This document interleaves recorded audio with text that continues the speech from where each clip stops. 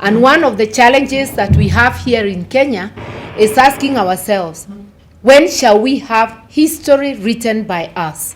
Because the history you read is written by the oppressor. There is very little that is documented by us. Even the history of the freedom struggle is from the perspective of the oppressor. You read about Mau Mau atrocities instead of reading about the colonial atrocities. We need to write our own history. And I hope someone is getting hold of Field Marshal Muthoni and people like her who are working libraries so that we harvest from those libraries before they go. And they are in every community. Get hold of your grandmother if she's still alive, of your grandfather, of the older people in your community. Learn a little. In history, they don't write of the African revolutions. Google only knows about the American Revolution, the French Revolution, Chinese Revolution is there. They know about all those other revolutions, not the many revolutions that have happened in Africa. But a revolution is normally a revolt by the people from oppression or sheer incompetence. And I think when we talk of incompetence, it starts to come closer home. Yes. The oppression may not have reached the levels, it is there. But what is more incompetence than even the oppression. It's a combination of both. But what you see more is incompetence. And I was thinking what it is as young people you could do. Because I believe they do not say the ages of the people, maybe the one person who was the leader in the revolution, but like now the Sudanese revolution, nobody told you about the ages of the demonstrators in Khartoum. But it's obvious that the majority are young people who can spend days out there, who can spend nights in the cold. The older people will, and they do. But some of them will fall sick. Others will just, become weak and go away. So a majority of people who turn out and who are the backbone of the revolution, even here in Kenya, because I believe 202 was a revolution. Yeah, it was. And I also believe the Constitution, the voting for the 2010 Constitution, was the beginning of a revolution, which we have now made stillborn. Because we have not realized those promises. We have devolution, but we have devolved corruption. So the money comes, and a majority of people don't get the services. We have our rights entrenched in the Constitution, but nothing is happening.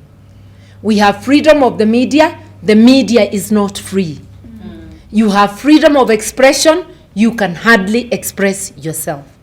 So the greatest freedom is in our minds. And that's where we need the first revolution. And then we can have a national revolution. So the first revolution is in your own mind. What is it that you think you can do? And I'll tell you my story, because we learn from what has happened. You've just been having lessons in history here. You may not lead a revolution in the manner, because history is not written always the same way. You need not do what the last person did, because your context is different. It may be just talking to your fellow youth. It may be talking to your relatives, using your sphere of influence. Because all of us, you have your family, you have your social groups, and you may have some business or other social circles. Those are people who listen to you, and you could talk to them. You could start about topical issues, because a revolution is not just a change in the top leadership. It's also a social revolution, a cultural revolution, changing the way we think. We need a cultural revolution that doesn't cast leaders just in male models, that casts leaders as people who satisfy a certain criteria of being able to positively impact their surrounding and the society. That will be a cultural shift. It is a cultural shift to accept that a woman can be a member of parliament, can be a governor, can be a senator, and that a woman doesn't have to wait to be nominated. Because when the Constitution now said that there will be gender top-up seats, what we are hearing among the electorate is that siwe mama angoje kiti yao. Is as though that one seat will fit all the women. So ukiambiwa ungoje kiti yenu, it means they've already decided the available seats are for men. You understand that? Young men do not face the same problems young women face. Because a young woman will be lumped up with the rest of the women, ambiwe angoje kiti yao. So if it's Kirinyaga with 4 constituencies, they see the 4 constituencies coming in the shape of men. Never mind that I was once elected there for 20 consecutive years. Now they will be told there is a seat, a special seat for you people. Wait for that one. You see? But at least my effect there is felt because the last elections, the 2 strong candidates for governor were both women. The one I think stole from me and myself. Look, I got to say it. Because she did. But that alone tells you that people have, because of having a woman within the county leading and coming on strongly, it was generally accepted women can be elected. But women didn't get elected as MCAs. Not a single elected MCA. And we had in the last assembly. Not a single elected woman MP. So you can see the perception of the population. Having a woman rep and a woman governor suffices. Women don't need any further space. Whereas we need women in the assembly, we need women everywhere. We actually need women and men everywhere. That's what our constitution says. Not more than 2/3 of any gender should occupy elective and appointive positions.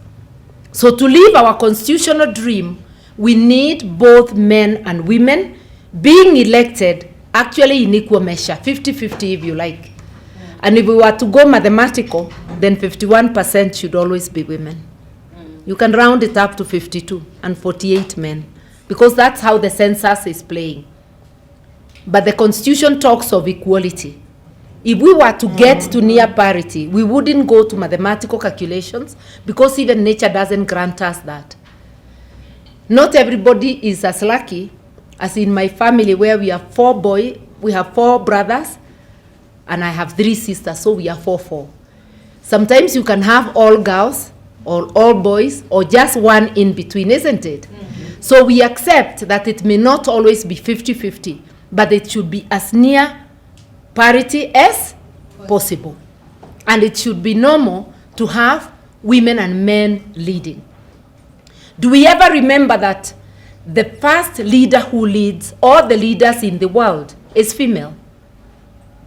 Your mother, and if not your mother, whoever mothers you. Because somebody must mother you at that stage. It could be your mother, it could be your guardian, but somebody must mother you.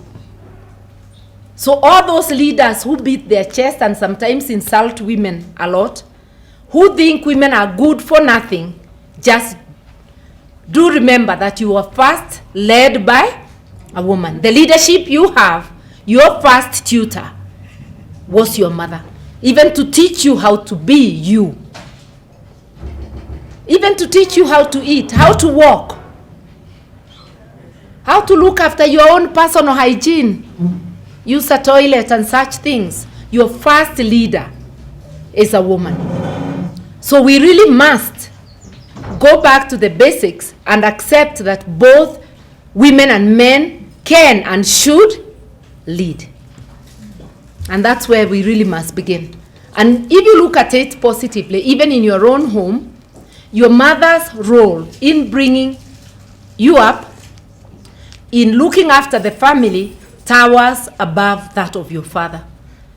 Your father may be the one bringing in the cash, but your mother will be the homemaker. If there is a business, she'll be the business manager as well. In most instances, if there is a farm, she'll also be the farm manager. Your mom is the expert in everything. And then when we come to run for politics, we talk of training women, thereby suggesting that women have no clue on how to lead, to manage, or to organize, which is not true. Yes.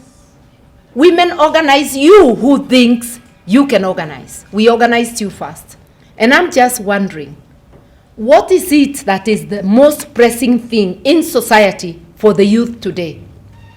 I'll tell you what was during my time as a youth. When I started practice, or rather when I started working, because I worked as a magistrate for 6 years, then I started private practice. It was just like now, sheer incompetence of the regime that was there, and violation of the human rights of the people. It's exactly the same way. History keeps on repeating itself. And for me now, when I started private practice, so when the coup came in '82, I was a magistrate. And I'm lucky nobody had. But when my Indian landlord told me there is a coup, I was actually jumping up and down. Had I been seen, that would have earned me an automatic jail term. Forget I was a magistrate. But my Indian landlord only wanted my perspective on what is going to happen, because there were fearful. There were Kenyans, but you know when you are a minority and such things happen, you fear. I was then working in Nakuru. And I was swearing that I will stop working as a magistrate and devote my time to spread the revolution. You know, we thought it would work. Not that I was part of it, but when it was announced, you are happy and you almost, because change is as good as rest. Yes. Within hours, it was only tears and a lot of sadness. Nothing happened. Then I came to Nairobi within 2 years of my work as a magistrate. I came to Nairobi, and I then left work as a magistrate after 6 years, joined the legal profession. My most immediate problem was the work environment.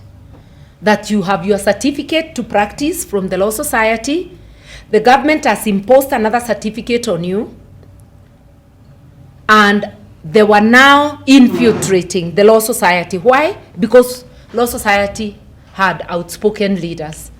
So Moi had said very longingly that he was now going to affiliate the Law Society. He had already affiliated Maendeleo ya Wanawake. It was called KANU, Maendeleo ya. He had affiliated KOTU.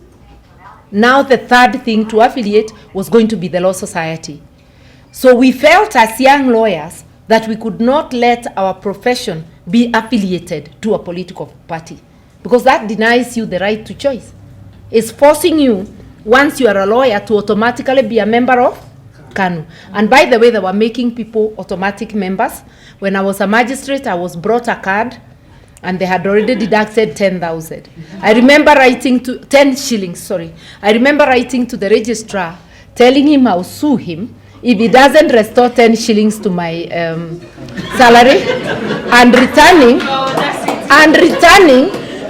the card to him, which was stamped, because the then organizing secretary was an illiterate gentleman who is now late, called Mulu Mutesia. So they were stamping all of them. So I returned the card and a letter telling the registrar I'll sue him. Yeah. So the registrar called me. I was in charge of a station that time at Makadara. He pleaded with me to tone down. He promised never again to touch my salary or ever send a KANU card to me. But he said, please, if you stand your ground and I have to return 10 shillings, you'll be leading a revolution in your station. Everybody is going to demand. Please just let it go. So I let it go, and that's the closest I came to becoming a member of KANU. So when I left being a magistrate, You see already you are fed up on very many fronts. Yeah. So within the Law Society, they now say they want to affiliate. We started as young lawyers telling the leadership of the Law Society, you can't do this. You cannot be in bed with the government, because then we will not be able to fulfill the mandate under the law, which is to assist the society in matters relating to rule of law and administration of justice. We needed as lawyers to speak out on violation of human rights, on the shrinking democratic space. Yes. We needed to speak out on all the things going wrong. So when our leadership did not hear, I read the Law Society Act and I realized that we could requisition for a special general meeting. Because we wrote to the leadership, they refused to call a meeting. So I would draw a requisition and then invite 14 other members, because 15 were enough to get the resolution. So I became a requisitionist, and I would top the list and then others, because you can't take a list you haven't signed to anybody. KTN had just come. So within a very short time, we became household names, because they used to read the resolution, the requisition daily. And when it reaches the Law Society, they would refuse to do the meeting. So we would be forced. The law allows you to organize the meeting yourself at your expense and invite the members to attend. That time, the membership was 2,000. So we would post 2,000 letters to the entire membership, inviting them, and the venue would always be Intercontinental Hotel. That's where traditionally the Law Society used to hold their meeting. I didn't know then that Intercon was partly government-owned. So one day when we were just about to enter the meeting, they were called and told to cancel the meeting. The hotel was also condoned by police, and they returned my check, which I had booked the hotel with a lot of money then, 3,500. But it was a lot. Imagine, I had just left a job as a magistrate, which was paying me 3,000. Yeah. So that was a lot of money. Yeah. So anyway, that is when we realized that the government has really interfered if they are coming to defend the leadership to stop us from going in. Through that activism within the Law Society, I realized that you cannot practice your profession in a vacuum, that the politics of the day matter, the socio-political and economic context matter. We therefore started calling for the opening up of the democratic space, and out of it I became an activist for democracy, for rule of law, for human rights. The rest is history. I'm telling you that story for you to realize that you can start a revolution, a march for change within the space you stand. You do not have to be in a constituency. It can be in your social circle. Right now, from where I stand, the greatest problem we have is that the youth, and this is not your disease alone, but I'll mention you specially because you are the majority. The youth, even the educated, have forgotten their learning, they have unlearned, and they have accepted handouts as the order of the day. Why? Because they have lost hope. Lost hope of ever getting a government that could turn around the economy to give them jobs. They've lost hope of any change ever coming. And therefore, the language, because I've been a candidate, is tumalizane. Because nothing will change, wacha tumalizane sasa. Give me what you're giving me. Because nothing will ever change. It is not true. It looks like a hopeless situation, but there is no hopeless situation. My time, even discussing politics could land you in jail. And when as the Law Society, because I later vied and became a council member of the Law Society, we were not just activists. I now decided I want to go in. And we used to criticize government. They got some 4 lawyers to take us to court, and the court gladly, at the behest of the regime, issued an injunction against us, and we were stopped from speaking politics. The constitution of the day gave me the right to express myself. It gave me my civil and political rights, just like today, even if they are not as well written. So we defied the injunction. We'd go ahead and issue statements, and we were taken to court for contempt, almost jailed, if it was not demonstration of combined civil society of Commonwealth nations in Zimbabwe in 1990. tungefungwa njela. But Moi was greeted with the placards. Zimbabwe changed everything. They must have called to tell the court not to jail us. So we were fined each 10,000, which was paid by the public because our case used to be like a rally, people would come to court. And through that court action, can you see how we were mobilizing the people without, it's a consequence. It's not something we planned. People coming to listen to it. KTN had just come, so it is the one that used to report. Because of its liaison with CNN, they had responsibility at least to report more liberally than KANU. When KBC radio would start with Mutukufu, Rice, Daniel, Arab, Moi, KTN would start with the news about what we are doing. You see? As a consequence, I didn't plan it. We became household names.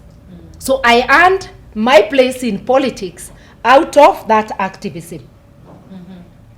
Now, sometimes they say in my language that if you do good to someone else, you do good unto yourself. So when I came to declare that I'll be running for office, I was a well-known personality. Even though people had not interacted with me, I would now go and tell them, I've been speaking on your behalf without your mandate. Imagine if you gave me mandate, how much more I shall do. I had a starting point. But the point I'm making is how can you utilize your space? Is it possible to start a conversation as the youth of this country, as the youth of Africa, that we better have value-driven leadership? We better have leadership that has integrity, and that we have a duty to hold leaders to account. Everybody doesn't have to run for office, but you can do something within the space you occupy. Let me tell you what the youth of my day did. When I ran for Law Society, the youth campaigned for me. Within the Law Society, we were the largest group, so we would determine who becomes the next leader. When I ran for office as a politician, it is the youth who installed me, youth and women. The men came later. Youth, I mean both boys and girls, but it's the youth who identified with me. When my opponents were laughing at me, she has no property, I would tell the youth, what do you have? We are in the same boat. We understand each other better. When they hired people to attack us, fellow youth, it is the youth who protected me because a majority were on my side. There's so much you can do. You can decide who your next MCA is, even if you don't want to run. So long as you are able to lead a group who's then spread their influence within your ward, you can determine who your next member of parliament is. Because if you are in constituency X with 10 wards, if there are 10 of you doing work in those wards, leading a revolution within those wards, you can determine who your next MP is, you can determine who your next governor is, and if not governor, who will be the majority in the county assembly. And if you have value-driven leadership, those county assembly members will not be looking just for per diem and travel. They will be checking on the hospitals. They will be checking on the services. They will be holding the county government to account. But today, 99 of the MCAs% are more worried about their parks. They can even be placated by a horrible governor so long as there's something for them in the pocket. And it's the same with Parliament. You've been listening to Parliament. You've been listening. Most people talk outside more than they talk inside Parliament. What do they talk about outside Parliament? Almost 90% is about 2022. Who was elected to talk about 2022? When they wooed the voters, they were talking about the voters' needs. Oh, I'll do this in this ward. I'll do this for the constituents. I'll do this for the county. I'll do this as a woman rep, as a senator. All of them. If you think it's the youth who wait for handouts, elected leaders now are waiting for handouts. Or you think they go with their own money where they go following? Eh? Their money is already mortgaged because these days there are packs.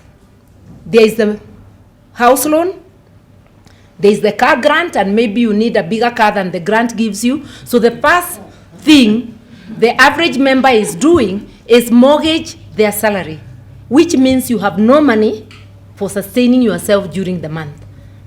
Because if you take a house loan of 20 million, you must pay it within the 5-year period. And not 5 years, 4.5, because by June of each year, if elections are in August, it has to be by January. Our time it was by June because elections were in October. You have to finish with a good period ahead. So when you have nothing to do, to live on, you are living beyond your means, the next thing will be the handout culture. It may not be everybody, but it's a majority. When you hear people in Harambes, there will be someone with a bag who then hands over. If I get 50, maybe 30 stays in my pocket, I give 20. Or if I'm giving, we are told to give 20 today, maybe there will be somebody. And that has changed the politics of Kenya. So while the voters are asking for handouts, the leaders are also touting for handouts. Are we together? Yeah. Do you think we have hope when the situation is like that? No. The hope will only come from a revolution led by those who believe that Kenya needs to change. That revolution will be firstly change of our political and social culture. You might not be able to convince somebody who has nothing to eat not to take a handout, because there are people who really are in dire straits.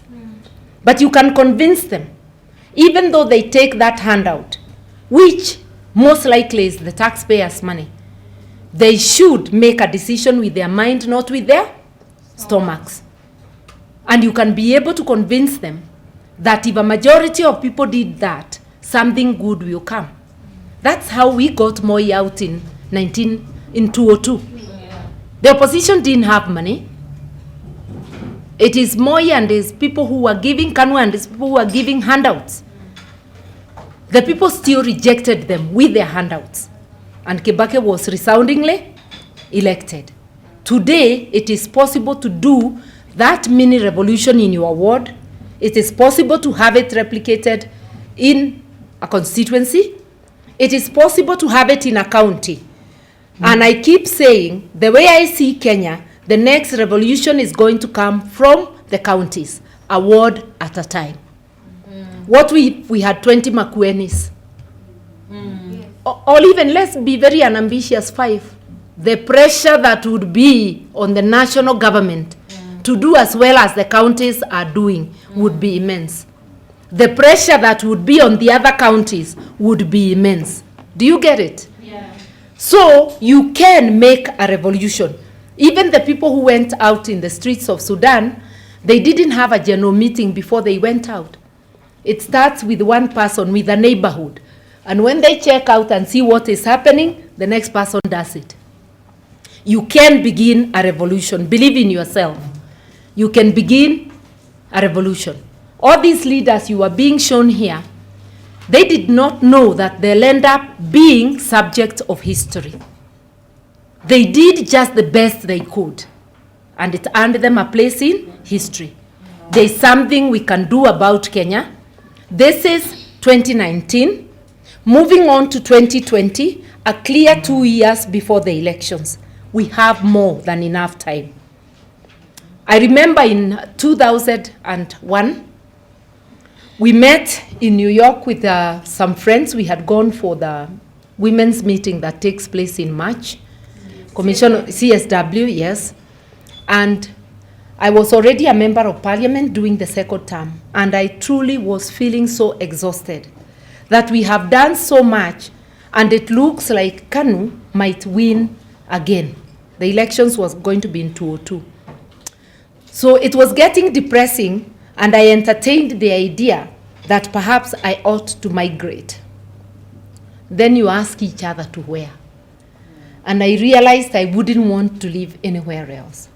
And then we asked each other, why should we be chased out of our country by just a few people? Why can't we battle for our country? And we vowed we are coming back to spread the revolution. We must guard our space and our motherland. We are leaving, and we are not leaving or going anywhere. We came and we did our part. We are not the ones who caused the revolution single-handedly. There were other people as fatigued as we were doing something. And if you want to know, when Raila said Kibaki tosha in October 2002, the mood in the country changed everywhere. Why? Because where they had seen Moi as invincible, they saw the opposition as they knew it. Kibaki, Wamalwa, Kijana, Ngilu, they knew it, but they knew, although that force was big, Moi would still rig his way back. But now when they saw Raila coming out of Kanu with a bandwagon of old Kanu diehards, the Ntimamas, the Kamodos, the Huth, the Saitotis, that's when they believed yote yawezekana na wimbo ukaibwa. And that made yawezekana bila Moi, but that made everybody come out. Na watu hawakuwa na general meeting all over Kenya. The word on the streets was, those who can remember, this time round we must change. This time round Moi must go. Na akaenda nyumbani. 67%. Watu hawakukutana, but their thoughts met. Do you think we can make our thoughts meet? For positive leadership, and I'm not rooting for any particular person right now. I'm saying the revolution will come from the county, a ward at a time. Look at your ward. Look at your constituency. Look at the county. If we did only that, we would have done Kenya proud. And if only 25 counties had positive leadership, it would totally transform Kenya.